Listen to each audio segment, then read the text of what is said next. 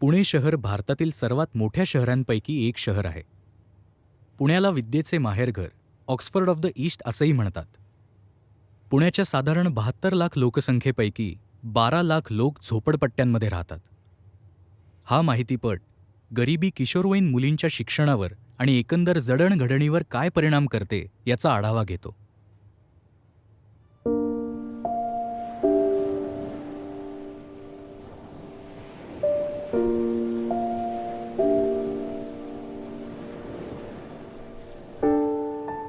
माझं घर डोंगरावर बनवेल, म्हणजे पाठीमागे समुद्र असेल, त्या बाल्कनीतनं सगळं त्यांनी व्ह्यू दिसेल, असं साईडनी बागा असेल. बेडरूम वेगळं, किचन वेगळं, बाथरूम वेगळं. तसं खूप मोठं घर बनवायचं आहे बंगल्यासारखं, आणि तिथं सगळे माझी फॅमिली वगैरे पाहिजे. एकदम बडासा आलिशान. त्याच्यामध्ये आम्ही बोलू शकतो जास्त. मला खूप मोठं घर हवं आहे आणि 100 BHK घर हवं आहे. सगळ्यांना सेपरेट रूम असतील असं. मार बेडरूम या लाइटिंग रेणो, हॉल या लाइटिंग, सोफा, फ्रीज, टीवी, खाने का सामान, गाड़ी होगा, बर्तन सब, ये खेलने बिलने वाला. देवाचे मंदिर छोटंसं. माझं बंगला खूप मोठा असेल, त्यामध्ये माझे आई बाबा खूप सुखाने राहू शकेल.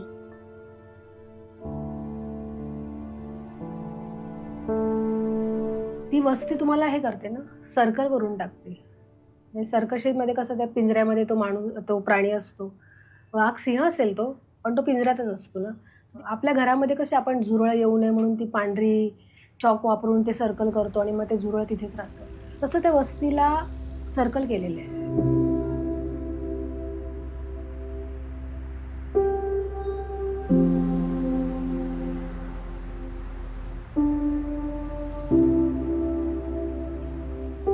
मी वर्गात गेले, बसले, माझा अभ्यास चालू होता. ते काहीतरी इंग्लिशमध्ये बोलले, जसं माझा इंग्लिश वीक होता, मला काही कळालं नाही त्यांचा. आणि ते पुन्हा पुन्हा विचारले, मला काही कळालं नाही. आणि ते डायरेक्टली म्हटले तिथं मला की ये स्लम एरिया के बच्चे रहते ए ऐसे ही रहते.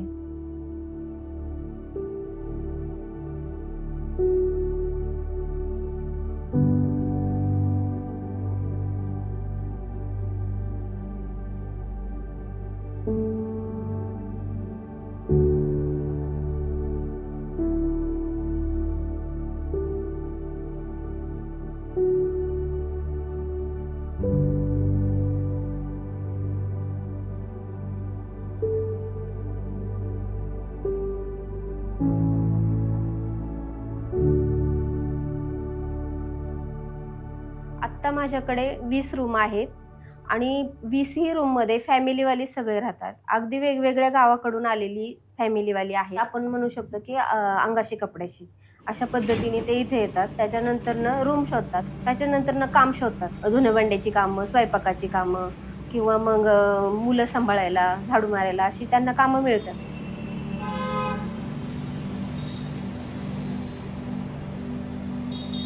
आम्ही विदर्भाचे आहोत. गावाकडे कोरडवाहू शेती आहे, पण ते फारशी पिकत नव्हती. त्यामुळं मग व्यवस्थित जॉब वगैरे लागला मिस्टरांना, तर मुलांचं शिक्षण वगैरे होईल, त्यामुळं मग आम्ही इकडे.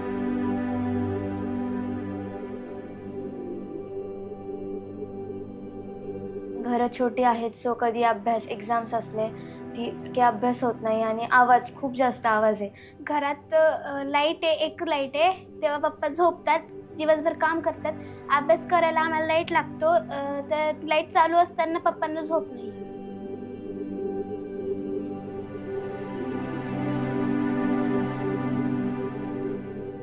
परत भांडणं वगैरे पण असतात इथं आजूबाजूला, सारखे शिव्यागाळ्या ऐकू येतात.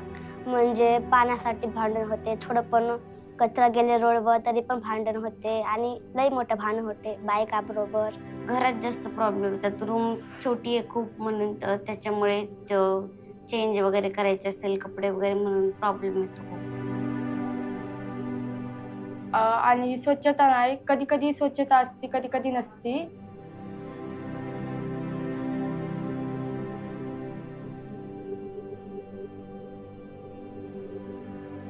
पाण्याचा प्रॉब्लेम येतात आणि मागची गल्ली आहे मागं, तिथली मुलं त्रास देतात. आमच्या इकडे मोठे मुलं होते, ते ड्रिंक करायचे ना, बाहेर दुकानाला जायला लागलं का मागं यायचे. जाताना गाणं वगैरे बोलतात असं. नाही तर त्यांनी कधी त्रास नाही द्यायला, मग नुसतं बघत असतात ते.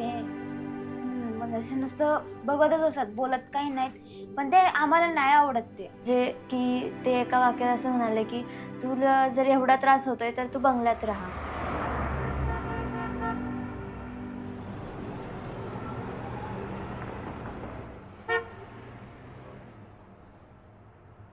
तुम्ही एका वर्गामध्ये असल्यानंतर एका प्रकारची त्या वर्गाची म्हणून एक सुरक्षितता तुम्हाला असते. आणि जसं जसं तुम्ही खालच्या वर्गात जाता, तुमचं मंथली इन्कम कमी कमी होत जाईल, तशी तुमची असुरक्षितता वाढते. ग्रॅज्युएशन नंतर मी एका ठिकाणी जॉबला गेले होते. माझा इंटरव्ह्यू सगळं क्लिअर झालं, व्यवस्थित क्लिअर झालं. पण ज्यावेळेस त्यांना कळालं मी एका स्लम एरियात राहते, पण त्यांनी मला वेगळेच प्रश्न विचारायला लागले की तुला होईल का, स्लम एरियापासून यायला जमणार आहे का, तुझ्यामध्ये तेवढी कॅपॅसिटी असणार आहे का. म्हणजे मी एका स्लम एरियात राहते, मग त्यामुळे त्यांनी मला तो जॉब देणं पण त्यांनी नाकारलं. छोट्या बहिणीला कॉलेजकडनं प्लेसमेंट तिला लागला होता. मग अगोदरच ती इंटरव्ह्यूला जायच्या अगोदरच ती तिचा आधार कार्डवरचा ॲड्रेस चेंज करून ठेवली होती. मग तिथे गेल्यानंतर मग तिला जॉब लागला. रिसोर्सेसची अवेलेबिलिटी असणं, शिक्षणाचा अधिकार असणं, चुका करण्याची संधी असणं. समजा एखादा इयत्ता नापास झाली तरी पुढच्या इयत्तेमध्ये तरी सुद्धा परवानगी मिळू शकते शिकायची. ती आर्थिकदृष्ट्या अक्षम असलेली जर व्यक्ती असेल तर त्या संधी तिला मिळत नाही.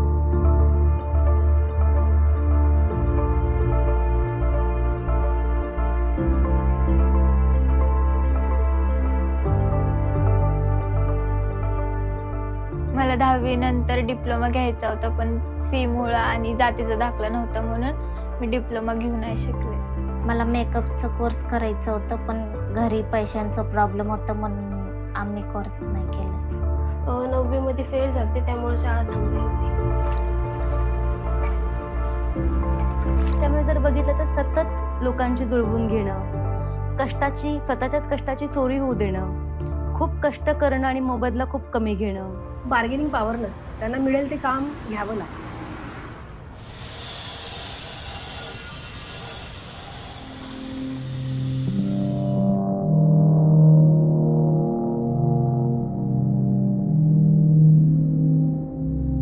पोरांच्या शाळेचा आता जुलैमध्ये त्यांचं आता 13 तारखेला मला स्टेशनरी घ्यायची होती, म्हणून मी 1 महिना अगोदरच तयारीत असते माझं, कारण ऐन टायमिंगला तर कुणी पैसे देत नाही. मग 1 महिना अगोदरच फाईल वगैरे टाकली होती.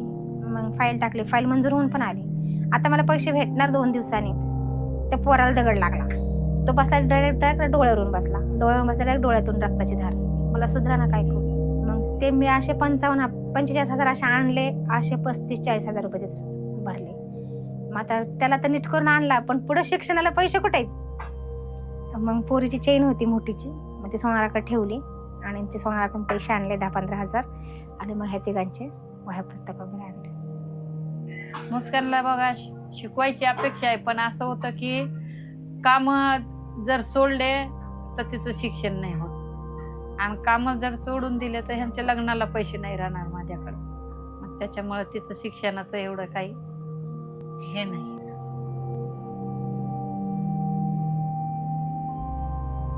आणि मला असं वाटतं की गरिबीची मुळं बरेचदा तिथेही असतात की आपल्या अधिकारांबद्दल न बोलता येणं, आपले अधिकार न मागता येणं, आणि हे गृहीत धरणं की आपल्या आयुष्यात फार फार तर काय होऊ शकतं, तर हेच होऊ शकतं.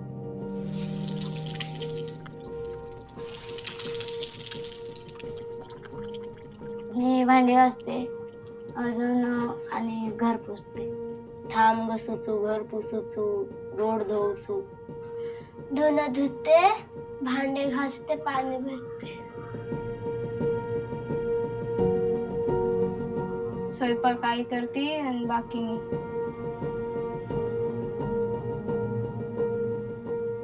जो भी काम रहते हैं ना घर के, सारी लड़कियां करती हैं, लड़के कुछ नहीं करते, और कुछ बोल दो तो ऊपर से हमें ही डांट पड़ती है. मतलब ऐसे भाई तो बोलता है ना कि मतलब मैं क्यों करूंगा, तुम किस लो, तुम करो. मुलाला बहुतेकदा घरामध्ये विशेष स्थान असतं, कारण की ते वेलकम असतो ना या जगामध्ये, काय हवा असलेली व्यक्ती असतो या जगामध्ये. तुमच्या घरात जर 4 माणसं असतील तर तुमच्या घरामध्ये एक मेथीची गड्डी आणली तर पुरणार नाही. जरी ती भाजी केली, तुम्ही त्याच्यामध्ये बटाटा घातला, डाळ घातलं, त्याची क्वांटिटी वाढली तरी ती 2च माणसं खाणार आहेत. म्हणजे आईला आणि मुलीला ती भाजी मिळतच नाही, फक्त वडिलांना आणि भावाला मिळते. आणि जेव्हा आपण नॉनव्हेज वगैरे पण बनवतात तेव्हा सुद्धा काय केलं जातं, आधी मुलांना दिलं जातं, जास्त क्वांटिटीमध्ये त्यांना वाढलं जातं, आणि मुलीला कमी क्वांटिटीमध्ये वाढलं जातं. जे मुलासाठी ते स्वप्न बघू शकतात की हा कॉलेजला जाईल किंवा काही एखादा कोर्स करेल आणि आपल्या पायावर उभा राहील आणि आपल्या कुटुंबाला एक स्थैर्य देईल, ते मुलींसाठी ती संधी मिळत नाही. 12वी झाली, नंतर माझा साखरपुडा झाला. आता घरचे म्हणतात ते बाहेरून परीक्षा दे, म्हणून घरीच आहे. त्याच्यामुळे क्षमता नसते का, तर क्षमता असते, पण आपल्याकडे ती क्षमता आहे याची असेसमेंट किती होते. त्यामुळे निर्णय क्षमता विकसित न झाल्यामुळे लहानपणापासून त्याचे मोठ्यापणी तो एक अशी व्यक्ती तयार होते की जिला स्वतःचा सेस नाहीये, तिच्या हृदयात नेमकं काय ते तिला कळतच नाही, तिची ती मशिनरीच नाहीये बिल्डअप झालेली. पप्पांच्या बोलण्यावरूनच सगळं चालतं. मग पप्पा म्हणले नको तर नको. आता या किशोरी विकास प्रकल्पाच्या शिबिरला फक्त आता या गेल्या शनिवारी सायन्स क्लबला कितीतरी बोलल्यानंतर मी येऊ शकले, नाहीतर कुठल्याच उन्हाळा शिबिर, हिवाळी शिबिर आणि वेगवेगळ्या शिबिरा असतात तिथं, तेव्हा मी कधीच नाही गेले.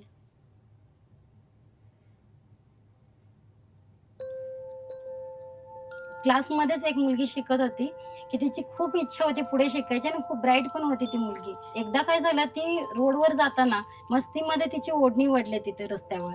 त्या ठिकाणी पाहिला तिचा भाऊ तिथे, बघितल्यानंतर घरी आल्यानंतर एकतर त्या मुलीची चुकी नसताना तिला मारले सुद्धा आणि तिच्या लग्नाची पण तयारी करायला लागली की नाही बस झालं शिक्षण, की मुलगी सेफ नाहीये म्हणून.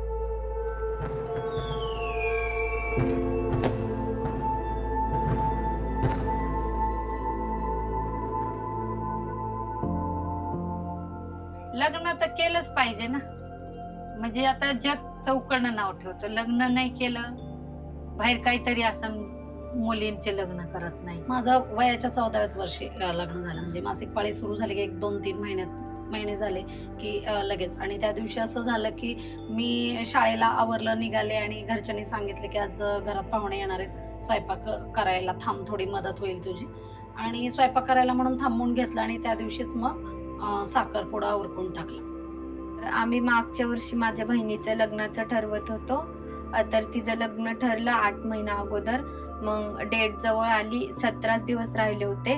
तर मग माझी बहीण म्हणली की मी लग्न नाही करणार, मी दुसऱ्या मुलाशी प्रेम करते. माझ्या आजीने मला फोर्स केलं की इथं आता 17 दिवस राहिलेत, सगळं आता मॅनेजमेंट झालं, आम्ही परत नाही करू शकत, म्हणून आता तुलाच लग्न करावं लागल. म्हणजे मी तिथे 6 दिवस राहिले, त्यामध्येच त्यांनी मला खूप मारलं. त्यांनी साऊंड लावला खूप जोरात आणि मला खूप मारू लागला आणि मला असं त्यांनी ढकललं ना, तर माझं डोकं पण फुटलं आणि खूप रक्त येत होतं. माझ्या मम्मीला म्हणले की आम्ही हिला नाही जाऊ देणार, पण माझ्या मम्मीने हे केलं की हिला सोडा आणि आम्हाला तोडायचंय लग्न. आणि म्हणून जगभरामध्ये डिप्रेशनचं प्रमाण स्त्रियांमध्ये जास्त आहे. कारण कितीही केलं तरी आपण पहिल्या नंबरवरती कधीच जाऊ शकणार नाही होत. आपला कायमच सेकंडरी पोझिशन घ्यावी लागणार आहे. ही हतबलता स्त्रियांमध्ये दिसते. म्हणजे पुरुषांमध्ये आर्थिक स्थानामधनं आलेली हतबलता आणि स्त्रीला केवळ जेंडर आणि आर्थिक स्थान या दोन्हीमधनं आलेली हतबलता दिसते. 11वीची एक्झाम मी प्रेग्नेंट असताना दिली. मला 7वा महिना होता आणि त्यानंतर थोडा काळ, एक 8-10 महिन्याचा काळ गेला. त्यानंतर मिस्टर एक्सपायर झाले. म्हणजे व्यसनामध्येच त्यांचं निधन झालं. घरच्या लोकांनी सपोर्ट केला नाही. त्यांनी म्हणजे खरं तर माझ्या मिस्टरांना 10-12 दिवस पण नव्हते झाले. त्यांनी मला तेव्हाच घरातून हाकलून दिलं, माझी 2 मुलं घेऊन. मग मी पुण्याला आले तर म्हणजे माझ्या घरात खरंच काही नव्हतं. अगदी म्हणजे माझ्याकडे 5 रुपयाचा एक कॉईन होता आणि तो माझ्या पर्समध्ये होता. मग त्या सिच्युएशनला वाटलं की आता आपण म्हणजे करायचं काय. तर मला आठवतंय की 5 रुपयाचे तांदूळ राशन दुकानातून आणले होते आणि त्याचा भात केला होता.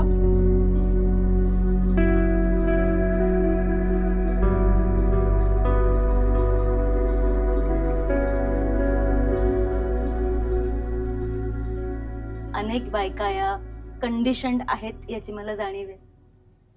पण शिक्षण किमान ती ताकद तरी देतं, आर्थिक स्वातंत्र्य देतं.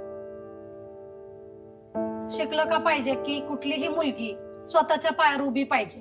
शिक्षण आणि विचार बदलतात, परिस्थिती बदलाचं एक त्यांच्याकडे एक चांगला साधन की बाबा शिकलो तर नोकरी चांगली लागेल, मी पैसे चांगले कमवेल आणि चांगल्या गोष्टी मी माझ्या कुटुंबाला देईल. शिक्षण प्रश्न विचारायला शिकवतं. जे सतत सांगितलं असतं की तुम्ही गरीब आहात म्हणून तुम्ही काय केलं पाहिजे, हे जे पेरलेलं असतं त्याला प्रश्न विचारायला शिक्षण शिकवतं. पर्याय उपलब्ध करून देतं शिक्षण या सगळ्याच्या पलीकडे जाण्याचं. माझं स्वप्न पहिलं पोलीस व्हायचं होतं, मग नंतर आता नर्सिंग. माझं स्वप्न एक अभिनेत्री व्हायचं आहे, कारण मला अभिनयामध्ये लहानपणापासूनच प्रचंड इंटरेस्ट आहे. मला मोठं होऊन चार्टर्ड अकाउंटंट व्हायचंय. मला सॉफ्टवेअर इंजिनियर बनायचंय. मुझे इंग्लिश टीचर का सब्जेक्ट बनना है. मन मोठवेन पोलीस बनायचं. मग 12वी करायची आहे. स्वप्न ठरलं नाही अजून. डॉक्टर माहित नाही, ठरलं नाही. मला फॅशन डिझायनरचा कोर्स करायचा आहे. प्रोफेसर. मागच्या वेळेस मम्मी ऍडमिट होती तेव्हा नर्सने लक्ष नाही दिलं, म्हणून मला डॉक्टर व्हायचं. Makeup artist, police, engineer. मला टीचर व्हायचं. मन मेरा मौजी हंसता चला रे, सपनों की नगरी में भटका चला रे. राह पकड़ ली है मैंने खुदी की, राह पकड़ ली है मैंने खुदी की, खुद की ही बंधन में अटका चला रे.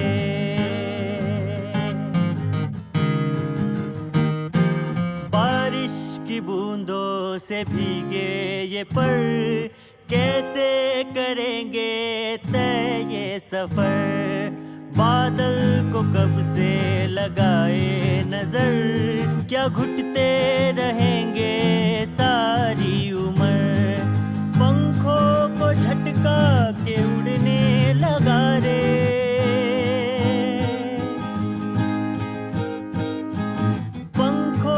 झटका के उड़ने लगा रे. बादल से काले ये लड़ने चला रे. मन मेरा मौजी हंसता चला रे, सपनों की नगरी में भटका चला रे. हो गया है शुरू अब तो शुरुआत है, वक्त आएगा कब वक्त की बात है. बंद मुट्ठी में मेरे जज्बात है, सवेरा है कल एक यही रात है. उजालों को रातों में भरने चला रे,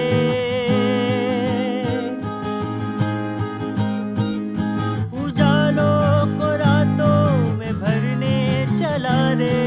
जुगनू की तरह चमकने चला रे.